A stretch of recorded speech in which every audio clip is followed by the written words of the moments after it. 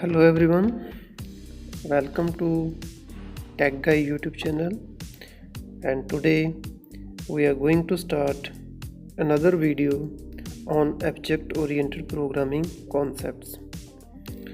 So here in this video we will discuss different object oriented pillars, also called different object oriented concepts or principles.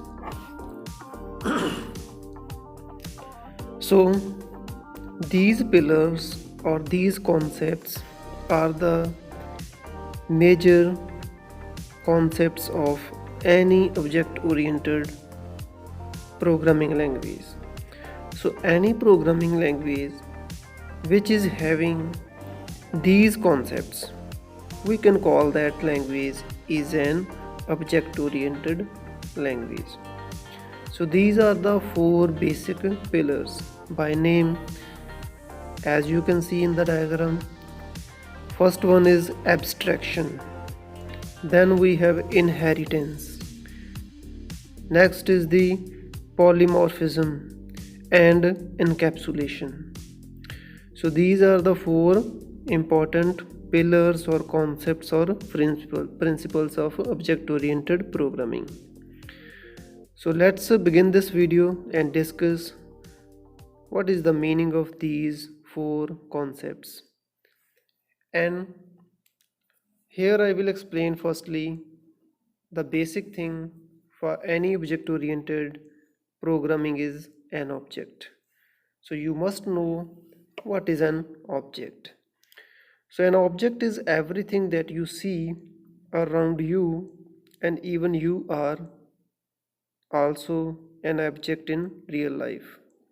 So whatever you see around you, like book, copy, pen, computers, vehicles, plants, animals, all these are objects in real life. And in software terms, we can say an object is an identifiable entity with some characteristics, a state and behavior of its own. So object is something, some entity in the real life which you can identify, okay, which has some physical existence in the real life. So you can call it tangible, and that object have some characteristics. Characteristics are the features or the properties of an object that defines the object. For example, if you take an example of a book, so book is an object. So what are the properties of book? For example, the name of book, the total number of pages in that book, the author of the book, and the price of that book, and the publisher of that book. All these are the properties of a book object. Similarly, if you take another example, for example, say you have a pen. Pen is also an object. So what are the properties of pen? For example, the size of the pen rifle, like 0.5 mm, or it is 0.7 mm, like that. The color of pen, okay, whether it is a blue pen or it is a red pen, okay, the name of the company, and the metal that is used to build the pen, and the type of pen, like it is a ball pen or it is ink based pen. So all these are the properties of a pen object. So the properties or the characteristics of an object defines the object. Second, we have state. So the values that are stored inside the properties of an object, they determine the state of an object. I am repeating it again. So the values that are stored inside the properties, they determine the state of an object. So I told you different properties of book, then I told you different properties of pen, and now say you have the book object, and in the book name the value is computer application. Okay, and in the price attribute the price is 250 rupees. Okay, so these are the values which are stored inside the properties of an object. So these values, they determine the state of an object.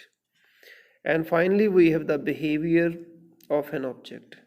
So behavior means the functions or the methods that can be performed on the object, they are called behavior. For example, what you can do with the book object? You can open the book, so open book, close book, read book. These are the methods or behavior of a book. Similarly, pen is there. What you can do with the pen, or what can be performed with the help of pen? You can open the pen, okay, you can write with the pen, right? So these are the behavior of a pen object. So these three things you have to keep in mind while defining or while talking about any object, that every object, whether it is a real life object or software object, it has three things, and the three things are characteristics, a state, and behavior.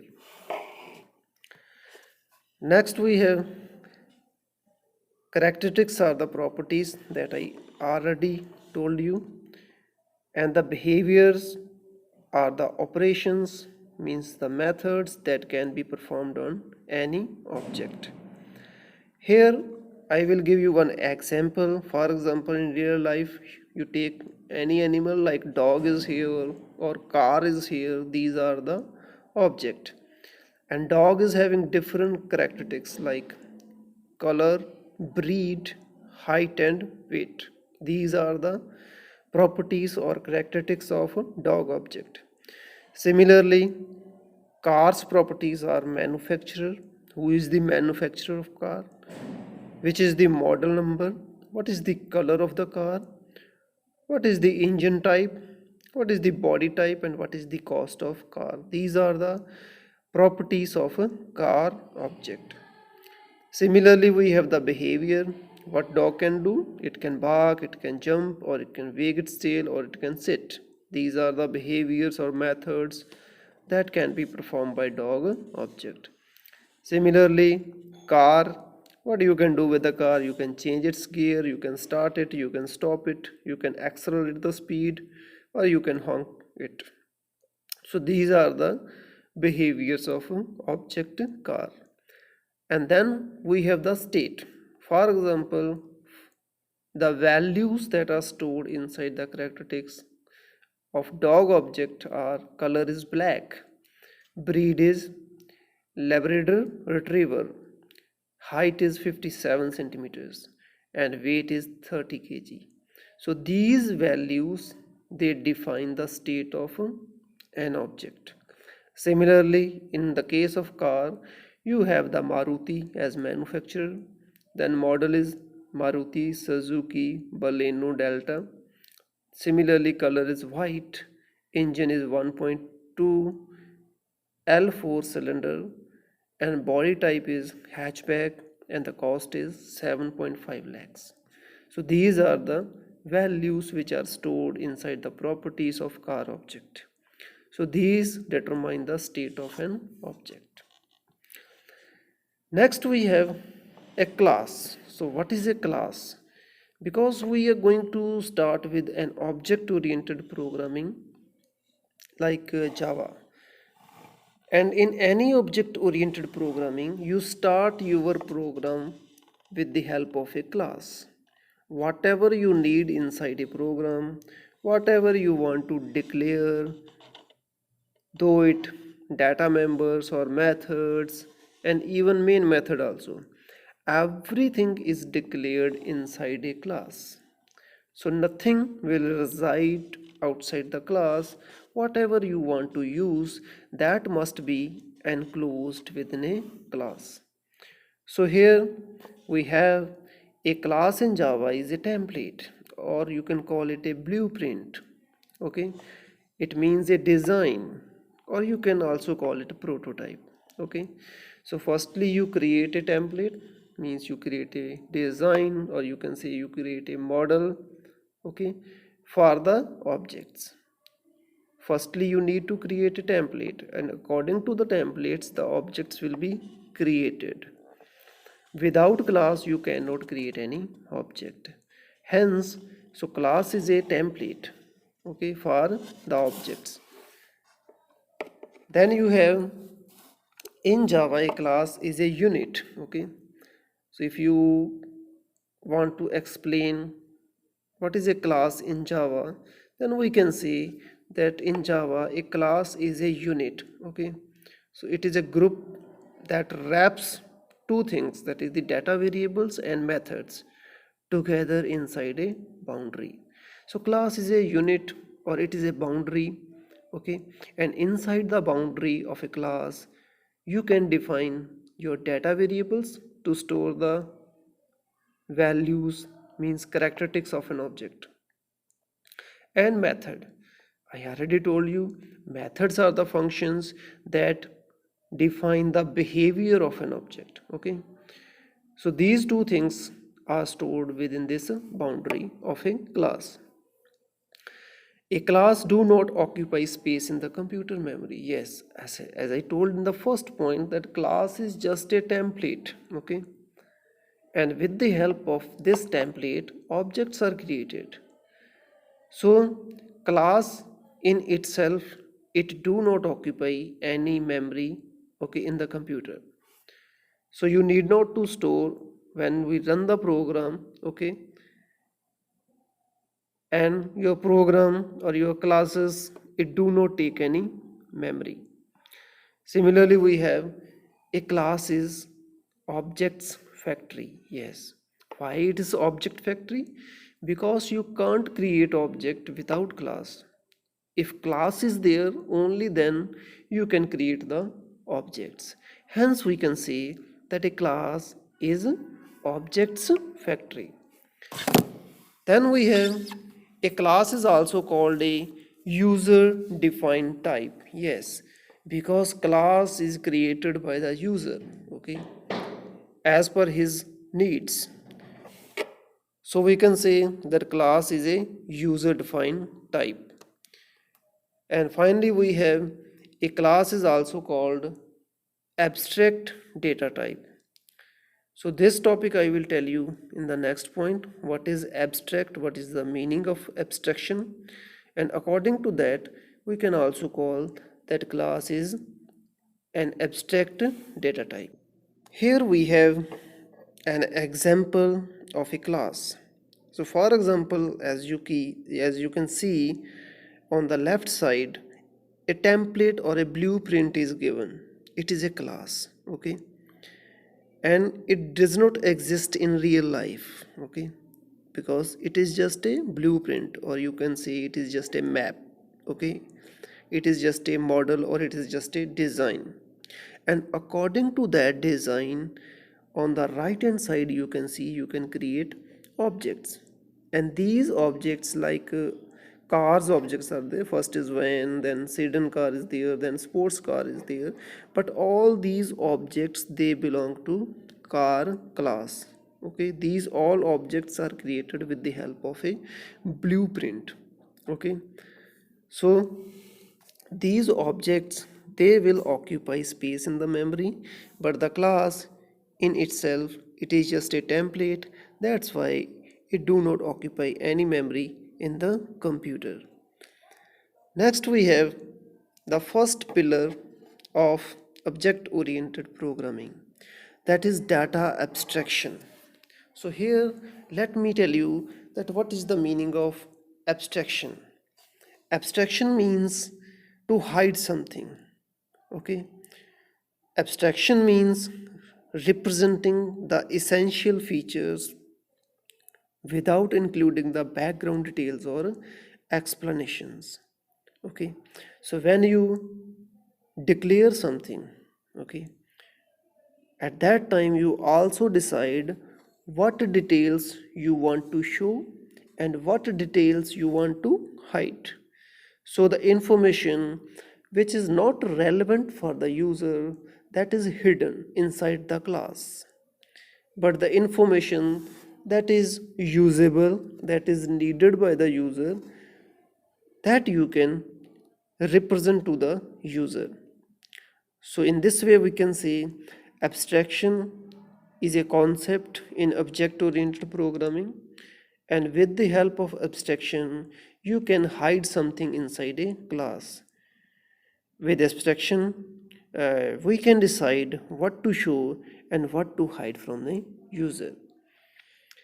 In Java we use a class, and class further uses some access specifiers like public, private, protected and default.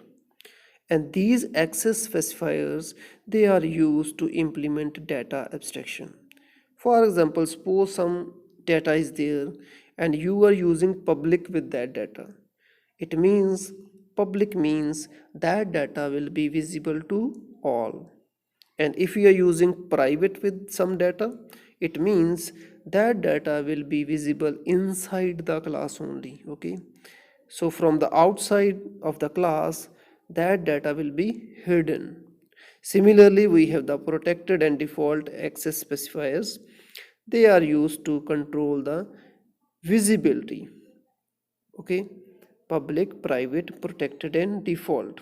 If you are not using any access specifier, in that case the default access specifier is used by Java. For example, here we have a class. As you can see in the picture, a class is a boundary, and inside the boundary you have data members like data1, data2, data3, and you have the methods like method1 and method2. So within this boundary the all data is hidden, and generally the data members like data1, data2, data3, they are kept private so that no one can access the private members outside this boundary. But the methods, they are kept public so that from the outside we can call to the methods and methods further can access to the data. Okay, but this data1, data2 and data3, this cannot be accessed directly outside the class. So writing something inside the body of a class, okay, and hiding the information and showing the information that is needed by the user and other details are hidden. It is called data abstraction. Here I will give you one example. For example, you are using the mobile phone, okay, and in the mobile phone some components are hidden, whereas some parts are visible to you. For example, what you can see inside a mobile phone, you can access, you can see the cameras on the front or back. Okay, you can see the speakers, you can see the touch screen and display. Okay, and similarly you can see the fingerprint sensor, etc., or buttons, etc., and these all are essential for the user. So the information which is essential for you, it is there. But inside a mobile phone there are several other components also. Okay, for example, inside the body of a phone you have a motherboard, you have a battery, you have processors, you have RAM, and you have a modem, plus other devices are there. But those devices are also working internally inside a phone. Okay, but that all is hidden inside the phone. Okay, you do not need that. So the background details or explanations which are not needed by a user, they are hidden. But the information which is usable, which is relevant for the user, it is shown to the user. So this is called data abstraction. Next we have the data encapsulation. Encapsulation means wrapping up of data variables and member functions within the boundary of a class. And that boundary helps us to protect program data from direct and unauthorized access. Yes, as I show you in the previous diagram, that data and functions, they are wrapped up within a boundary of a class.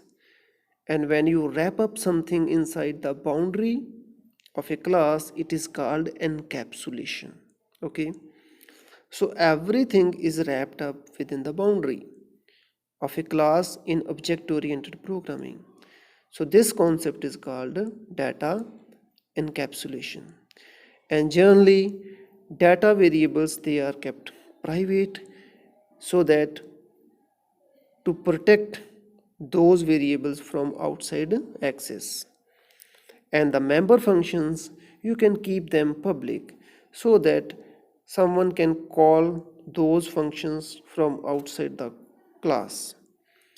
And own methods of a class, for example, suppose a class is there, some data members are there, and some methods are there inside a class, so those are called own methods. So own methods of a class can access the private members of a class, but outside function, they cannot access the private variables directly. So this is the data encapsulation. So this is the diagram which I already shown you. As you can see here, all the methods and all the data, it is wrapped within the boundary of a class. Okay, and this is just a diagram. How to wrap this data inside a boundary of class, that I will tell when we start making program. So this is called data encapsulation. Next concept, we have the inheritance. Yes, we are all familiar with this word inheritance. As you all know that the children's, okay, how they look, how they behave, how they talk, and how they move or how they walk, these all properties, okay, they are inheriting from their parents, right? And the parents, they also inherited some properties from their grandparents. So this process continues. It is called inheritance. And in Java, inheritance is the process by which objects of one class, okay, one class objects, they can inherit the properties of another class, right? In other words, we can say that inheritance means reusability. So when you want to reuse, okay, some methods, some data members, okay, suppose you have declared them already inside a class, and next time you again want to use those members, what you will use? You will use inheritance.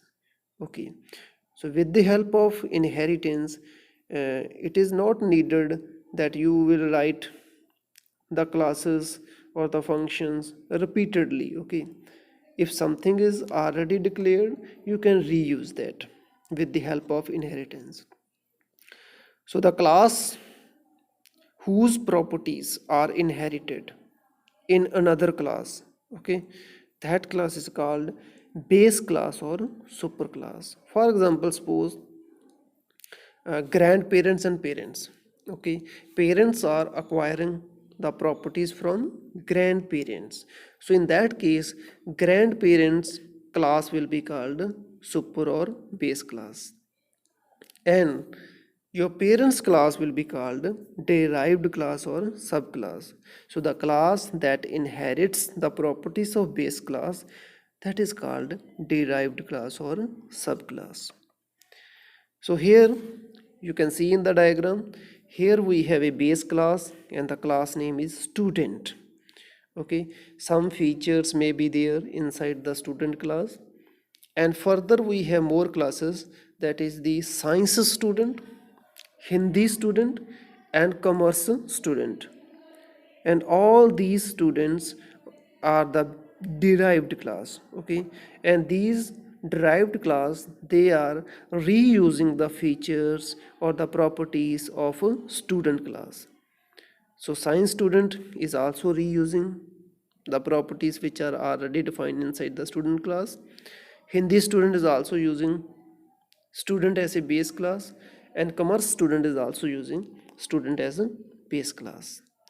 So it means here derived class, they can reuse what is already in student class. So this is called inheritance in Java. And further, I want to tell you there are different types of inheritance. Okay, like single inheritance. Okay, when there is one base class and one subclass, it is called single inheritance. Multiple inheritance is there, multi-level inheritance is there, hybrid inheritance is there, hierarchical inheritance is there. So these are the types of inheritance that we will do in the 10th standard. Next we have the polymorphism. Here poly means many and morphs means kinds, types or forms. So when something have more than one forms, okay, more than one types or more than one kinds, it is called polymorphism. So here I will give you one example that how you use the plus operator.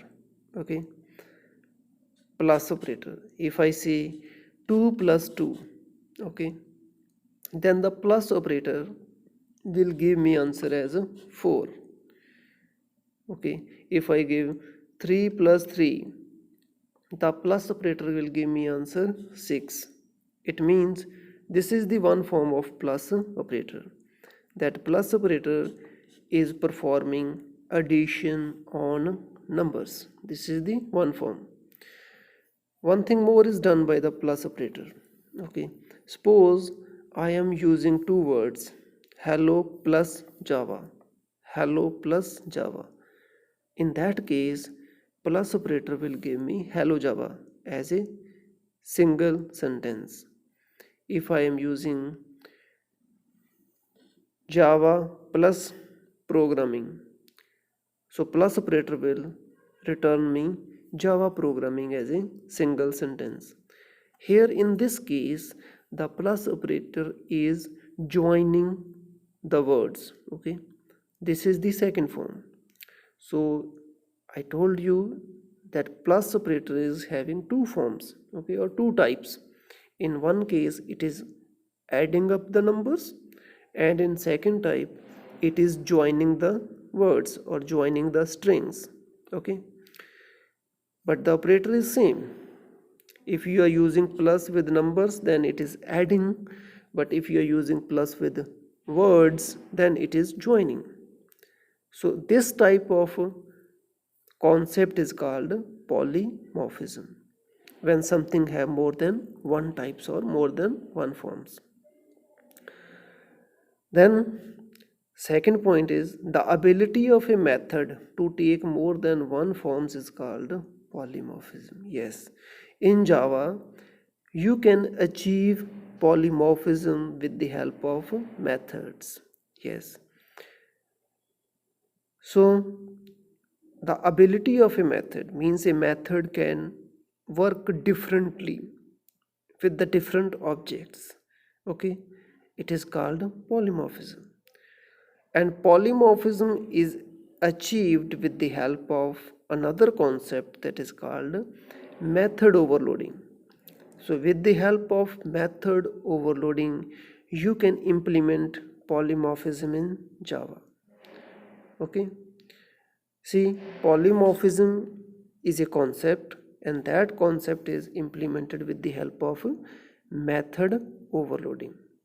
So method overloading means when a method with the same name, okay, but different parameters exists in a class. So suppose a class is there, and inside the class we have already seen there are methods. Yes, inside a class there can be different methods, okay, but all are having different names. But in case of method overloading, a class is having more than one methods with the same name, okay. Suppose a class is having some method, okay, there are three sum methods, means all the methods are having same name, sum, but the parameters are different, means the arguments or the values that you pass to the methods, they are different, okay. In the previous video I told you about method header, I told you about method signatures, okay. So method signature is that part in which you pass the arguments to the method, okay. So method overloading can be done by keeping the method name same, but by changing the method signature, means by changing the parameters. Suppose first sum method is having two parameters of integer type, right? Second sum is having two parameters of double data type, right? And third sum is having two parameters of short or float data type, means all are sum methods but parameters are different, okay. So these three sum methods will perform different actions or works according to their ability. So here one method is having more than one form, okay. Method is sum but it is having two or three forms, it is called polymorphism.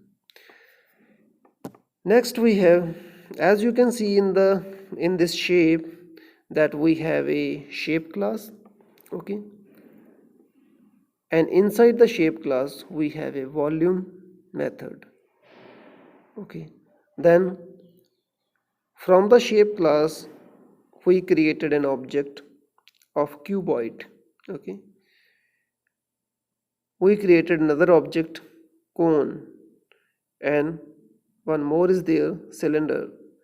So cuboid, cone and cylinders, these are the three objects of shape, because these three are shapes. Cuboid is also a shape, cone is also a shape, and cylinder is also a shape. And these three objects have volume method, okay. They all are calling to the volume method which is inside the shape class. Suppose first cuboid is calling to the volume, okay, and the parameter is given according to cuboid. Then cone method or cone object is calling to the volume method, again method is volume but parameter is a cone.